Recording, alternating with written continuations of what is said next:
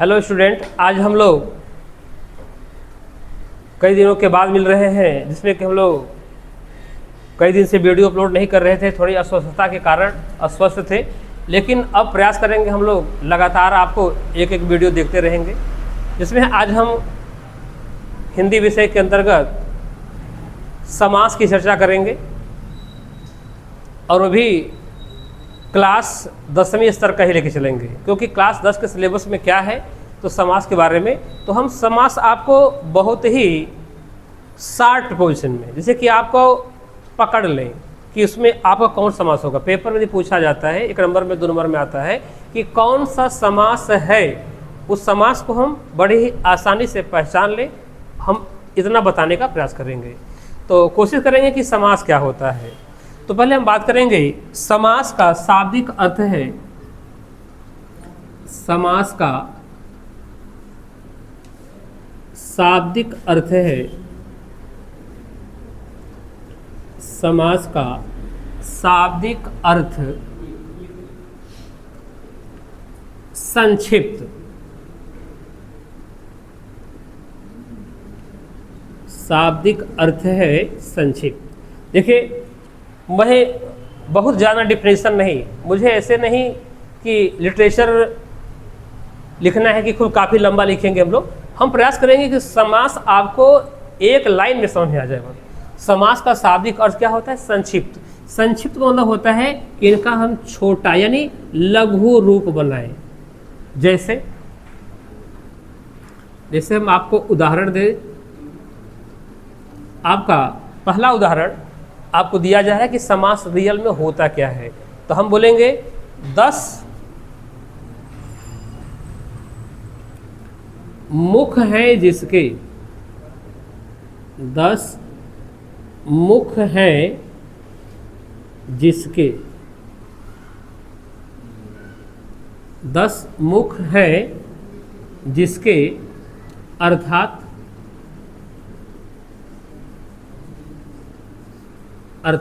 10 मुख हैं जिसके अर्थात दशानन। दशानन यानी ब्रैकेट में दशानन किसे कहते हैं? हम रावण को। अब ये कौन सा समास है, इसकी चर्चा अभी हम करेंगे, लेकिन सबसे पहले हम बता दें कि समास होता है क्या। समास का शाब्दिक अर्थ होता है संक्षिप्त। संक्षिप्त में होता है कि छोटा। यानी हम देखिए एग्जाम्पल में, तो हम देखा 10 मुख हैं जिसके अर्थात दशानन। दशानन को हम क्या कहते हैं? रावण। तो अब हम बात करेंगे समास के भेद की। नेक्स्ट हेडिंग हो जाएगा समास के भेद। समास के भेद। समास के भेद की यदि हम बात करेंगे तो समास के मुख्य रूप से 6 भेद होते हैं। तो हम चर्चा 6 की कर दे रहे हैं। 2, 3 और इधर हम कर लेंगे आगे। तो नंबर 1 अव्ययी भाव समास। अव्ययी भाव समास। दूसरा हो जाएगा द्विगु समास। और तीसरा हो जाएगा द्वंद्व। द्वंद्व समास।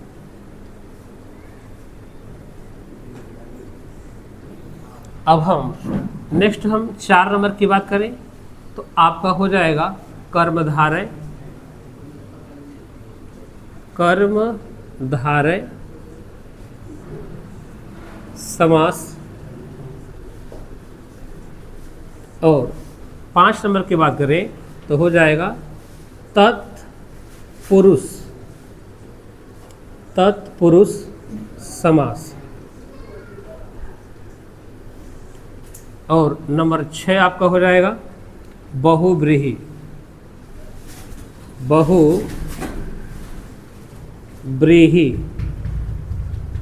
समास। बहुव्रीहि समास यानी समास के मुख्य रूप से 6 भेद हैं, लेकिन हमें अगर देखा जाए तो हमारे क्लास 10th के स्टैंडर्ड तक हमारे सिलेबस में कौन कौन है तो हमारे पाठ्यक्रम में द्विगु है, द्वंद्व है, कर्मधारय है और बहुव्रीहि है। हमारे सिलेबस में मुख्य रूप से 4 ही है, जिनको 4 को हम पढ़ेंगे। तो हम सबसे पहले आपको नंबर 1 बात करना चाहेंगे द्विगु। द्विगु से पहले चलिए अगर हम द्वंद्व की चर्चा कर लेते तो बेहतर रहता। तो चलिए हम द्वंद्व की ही चर्चा कर लेते हैं, क्योंकि द्वंद्व समास, देखिए पहले हम तो द्वंद्व समास लिखा है, लेकिन उसको हम आपको ट्रिकी तरीके से लिखने का प्रयास करें। तो मैं कुछ इस तरीके से लिख रहा हूँ, कुछ इस तरीके से, ऐसे द्वंद्व समास। यानी ये आपका जहाँ पे न है, न को हमने क्या किया है, हमने योजक चिन्ह इसमें लगा दिया बीच में, जो कि आपका न का भी काम कर जाएगा। यानी ट्रिक हमारा ये है। द्वंद्व समास कैसे पहचाने, तो यानी कहने का मतलब ये देखा जाएगा कि अब हमें इस दो और दो के बीच में एक डैश लगा हुआ है, जिसको हम क्या पढ़ेंगे, योजक चिन्ह। इसका नाम भी आप नोट कर लीजिएगा, इसको क्या पढ़ेंगे हम, योजक चिन्ह। योजक चिन्ह ये आपका योजक चिन्ह है। तो हम द्वंद्व समास को हम परिभाषित करने का प्रयास करेंगे। देखिए ये ब्रैकेट में हमने दिया है, ये हमारा ट्रिक है, जो हमारे अनुसार समझाने का तरीका है कि पेपर में द्वंद्व आ जाए तो लड़के डिफिनेशन सोचना शुरू कर देते हैं कि उसमें कौन सा शब्द से स्टार्ट करें, किधर से पढ़ें, किस बुक में कहाँ से स्टार्ट है, किसी में जिस से शुरू है, किसी में किस से शुरू है, वो नहीं। लेकिन सीधी सी बात करेंगे, किसका अभिप्राय आप अन्यथा मत लीजिएगा। अब यहाँ पे हमने द्वंद्व की बात करी है, तो द्वंद्व का मतलब है कि बीच में योजक चिन्ह होना चाहिए। तो हम इसको परिभाषित करने का प्रयास करेंगे कि द्वंद्व समास क्या होता है। तो द्वंद्व समास की पहली पहचान है कि आपको दोनों पद, देखिए बहुत छोटा में, दोनों पद प्रधान होता है या होते हैं, दोनों पद प्रधान होते हैं और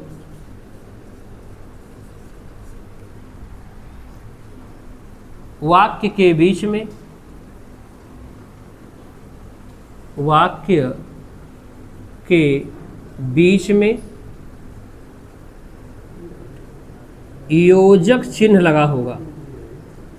योजक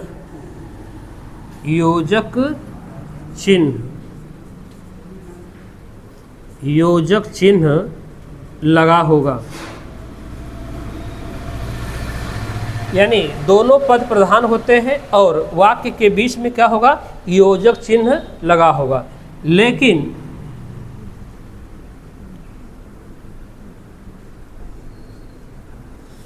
विच्छेद करने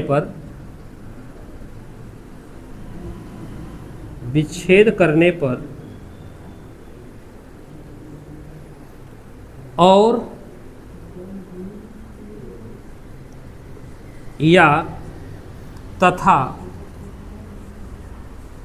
का लोप होता है,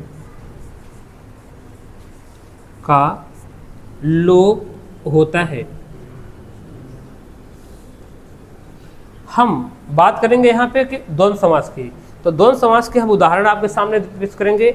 लेकिन जैसे कि हम बात करें यहाँ पे, जैसे में आपका उदाहरण, क्योंकि उदाहरण ही मेन है, कैसे हम जाने कि वो आपका द्वंद्व समास है। तो द्वंद्व समास में यदि हम देखें तो हमने कहा कि दोनों पद प्रधान होते हैं। यानी इसमें दो पद कौन कौन से होंगे, तो वो भी जान लेते हैं हम लोग।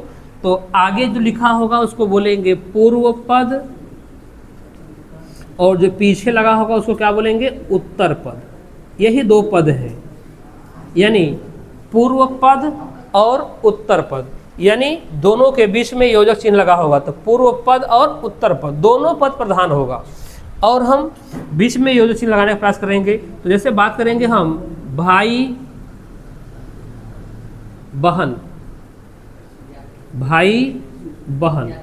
देखा जाए तो अगर हम देखें तो पूर्व पद और उत्तर पद दोनों पद प्रधान हैं, श्रेष्ठ हैं, और दोनों के बीच में योजक चिन्ह है।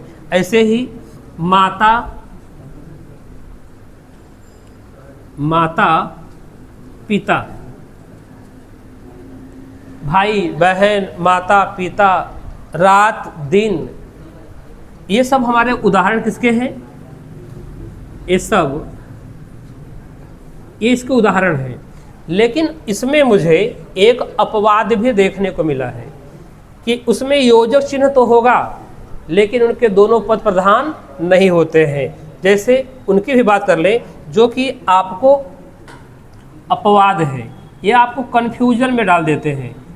कन्फ्यूजन में वो डाल देंगे और आप वहाँ पे क्या हो जाओगे? कन्फ्यूज हो जाओगे।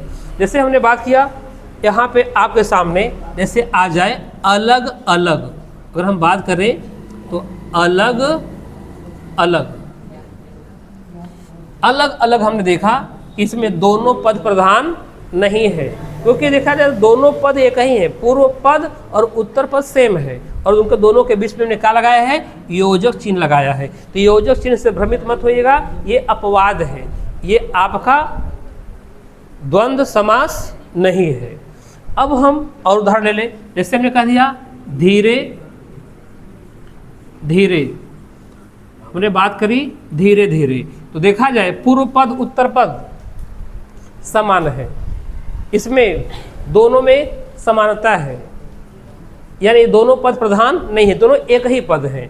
आ जाए साथ साथ, साथ साथ, ये सब हमारे क्या है? ये सब हमारे अपवाद हैं, ये हमारे द्वंद्व समास नहीं है। द्वंद्व समास की सबसे बढ़िया पहचान क्या थी कि दोनों पद क्या होंगे? प्रधान होंगे और उनके बीच में योजक चिन्ह लगा होगा। ये हमारा डिफिनेशन के साथ हमने इनका उदाहरण भी दे दिया। अब हम ऐसे ही चर्चा करेंगे। आगे हमारा है द्विगु समास। तो आप लोग को समझ लिए हो तो इसके स्टार्ट को ले सकते हैं। अब हम बात करेंगे, नेक्स्ट हमारा है द्विगु समास।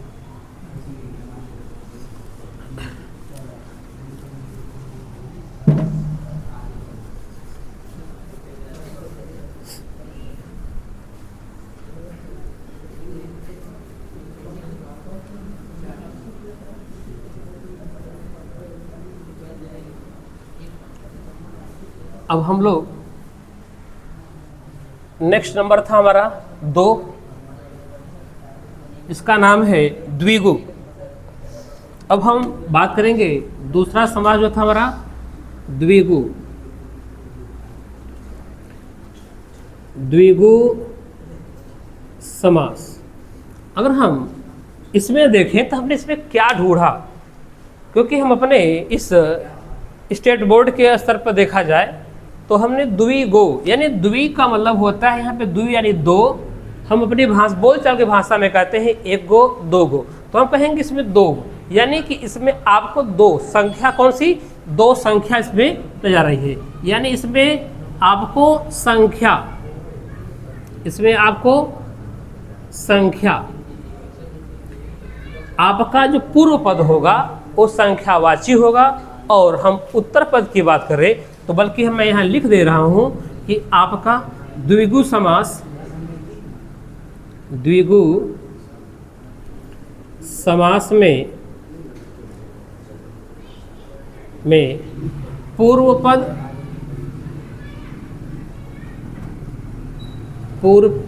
पद संख्यावाची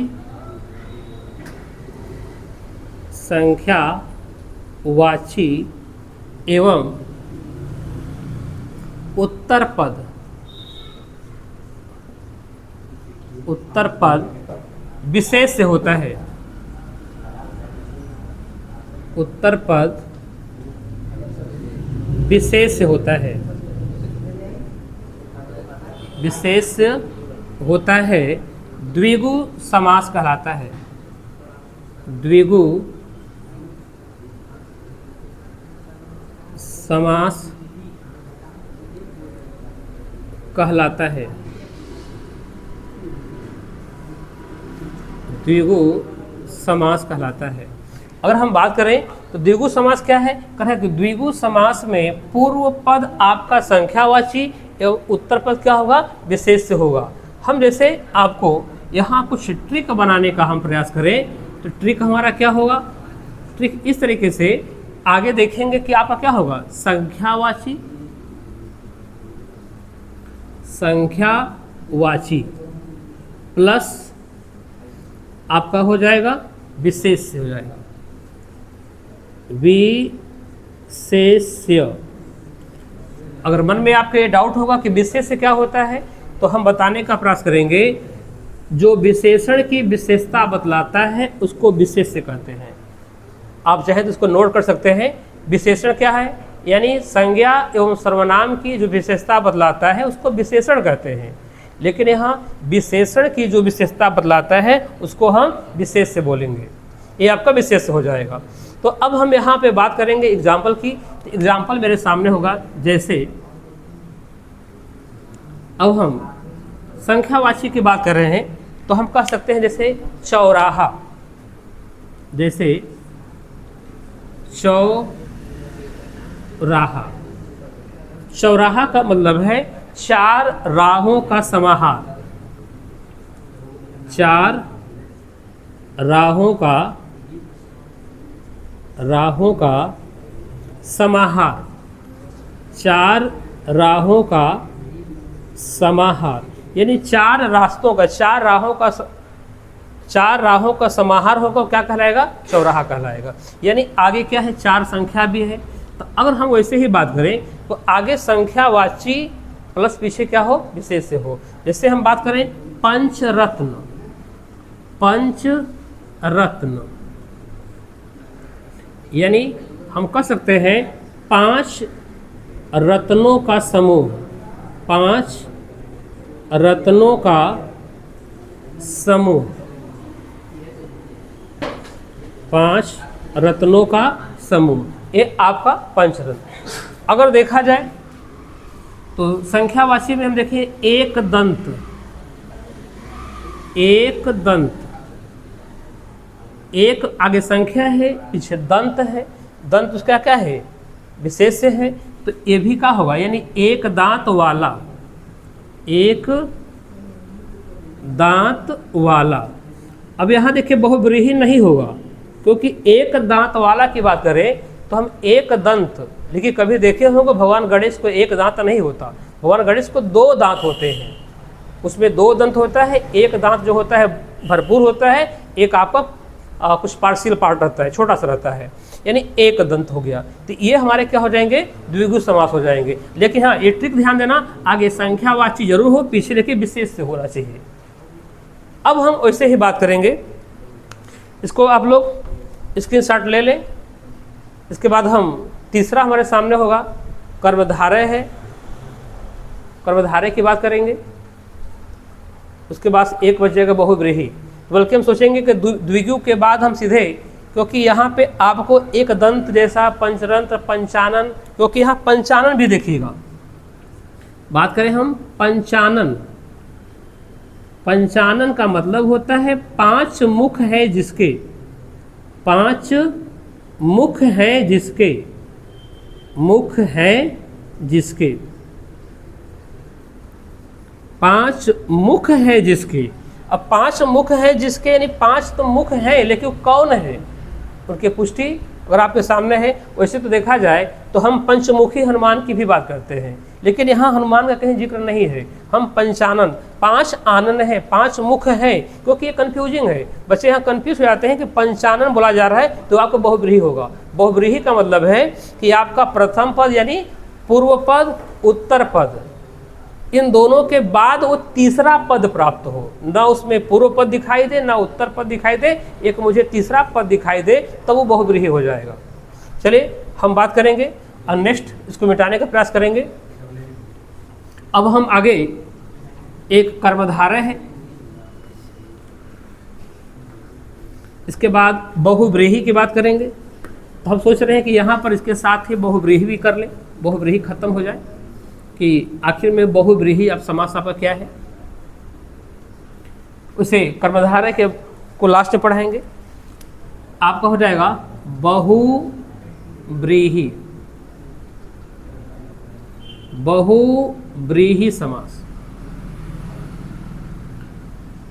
चलिए अगर हम बहुव्रीहि की यदि बात करें तो बहुव्रीहि समास का अगर डिफिनेशन देखें हम लोग, तो बहुव्रीहि में देखने को क्या मिलेगा, तो बहुव्रीहि में हम देखेंगे कि अक्सर ज़्यादातर उसमें नाम आ जाते हैं किसी न किसी अवतार के नाम आ जाते हैं, कुछ ऐसे भी हैं अवतार के नाम नहीं आते, ठीक है। लेकिन एक बात उसमें ध्यान देना होगा कि प्रथम पद और उत्तर पद मिलने के बाद एक तीसरा पद यदि बनता है तो वो बहुव्रीहि कहलाएगा। यानी यहाँ पे बहुव्रीहि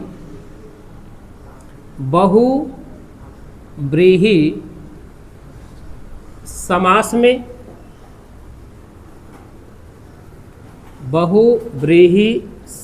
में प्रथम या उसको हम पूर्व पद बोल दें, क्योंकि आपके बुक के हिसाब से इसमें पूर्व पद और उत्तर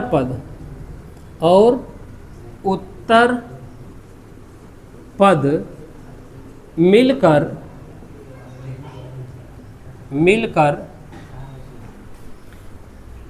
तीसरा पद प्राप्त हो बहुव्रीहि समास कहलाता है। बहुव्रीहि समास कहलाता है। बहुव्रीहि समास कहलाता है। हमने कहा कि बहुव्रीहि समास में पूर्व पद और उत्तर पद मिलकर के एक तीसरा पद प्राप्त हो। जैसे हम इसको ट्रिक के तरीके से रखने का प्रयास करेंगे, इसको बल्कि हम जैसे न देख के इसको हम इसका ट्रिक बनाने का प्रयास कर रहे हैं कि भैया अगर देखें तो क्या बनेगा, तो कह रहे हैं कि पूर्व पद प्लस उत्तर पद ये मिल करके मुझे एक तीसरा पद अगर प्राप्त हो रहा है। देखिए इस तरीके से पढ़ेंगे तो आपको एकदम से ये भूलने नहीं पाएगा। देखिए कुछ बच्चे हमारे पास ऐसे भी हैं कि उनके सामने अमृत बट रहा है फिर भी कोई फर्क नहीं पड़ता, क्योंकि उन्हें फिक्स डिपॉजिट है, हम करेंगे तो वही करेंगे। और आपको कुछ बताया जाता है तो इसको ध्यान से सुनने का प्रयास करो, क्योंकि इसकी कोई उम्र नहीं होती कि मेरी कक्षा कहेगा नहीं। समास आपके सिलेबस में है, ध्यान से पढ़ो, लेकिन इसका कोई असर नहीं पड़ता। तो हमने कहा कि पूर्व पद प्लस उत्तर पद मिलकर क्या बनाएगा, तीसरा पद। अब हम बात करेंगे जैसे आपको पहले तो मैं आपको सिंपल उदाहरण लेकर के कि अब बात हो रही है कि पूर्व पद और उत्तर पद दोनों मिलकर एक तीसरा पद बना दे। जैसे हम बात करें 10 आनन, बात करें तो हम बोलेंगे 10 मुख है जिसके, 10 मुख है जिसके, 10 मुख है जिसके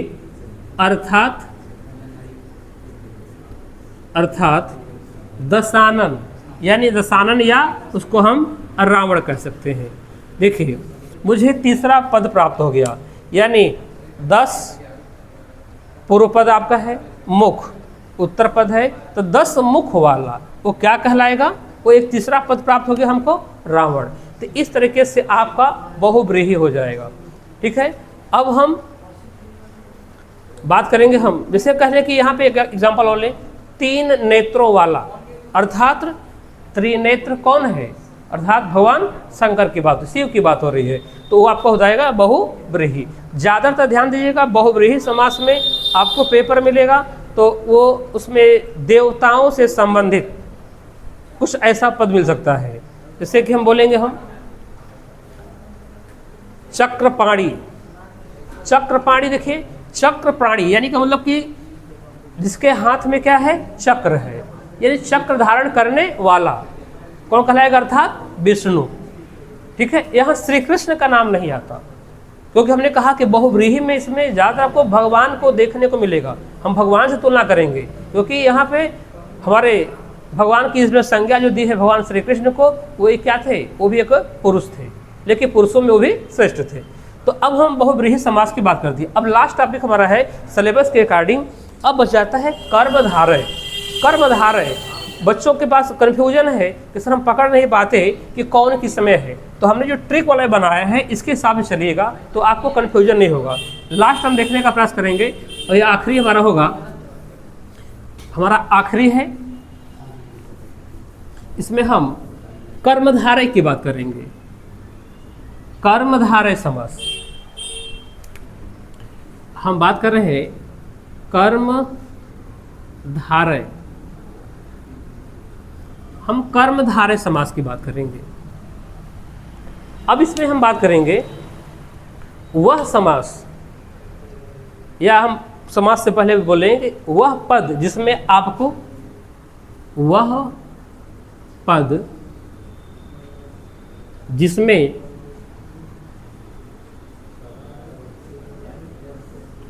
उपमेय, उपमेय और उपमान, उपमेय, उपमान और विशेषण, विशेषण, विशेष्य,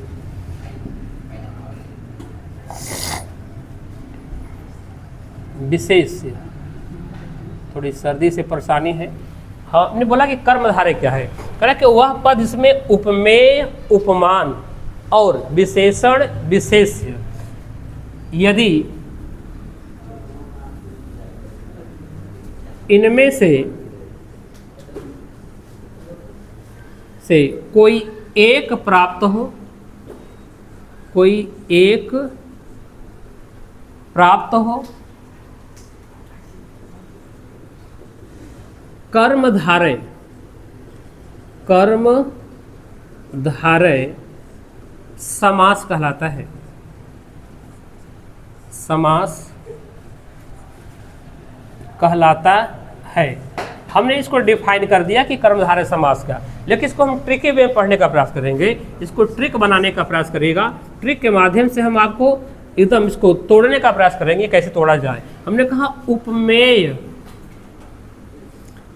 उपमेय और उपमान,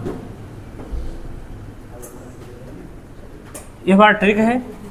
और इसके बाद एक तरफ हम बात कर लें विशेषण, विशेष्य, विशेषण, विशेष्य। हम उदाहरण के माध्यम से ही पढ़ने का प्रयास करेंगे कि इसको कैसे पढ़ा जाए। ये चीज़ देखिएगा, हम दोनों में रख कर आपको समझाने का प्रयास करेंगे। जैसे मेरे पास उपमेय में उपमान की जब भी की जाती है तो क्या की जाती है, तुलना की जाती है। इनमें आपस में क्या किया जाता है, तुलना। यानी आपको अगर किसी से किसी की तुलना की जा रही है, तुलना की जा रही है, तो वो आपका क्या होगा, कर्मधारय होगा। जैसे इधर आइए, विशेषण, विशेष की बात करें हम, तो विशेषण और विशेष में अब क्या है कि इनमें हम जब भी होता है तो विशेषता, इसमें विशेषता बताने का काम होता है,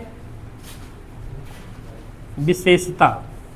अब हम दोनों को एक एक उदाहरण से समझाने का प्रयास करेंगे कि आखिर में अब हम कर्मधारय समास की बात करें तो कर्मधारय समास का ऐसा उदाहरण लीजिए जिसमें कि आपको तुलना करने को मिले।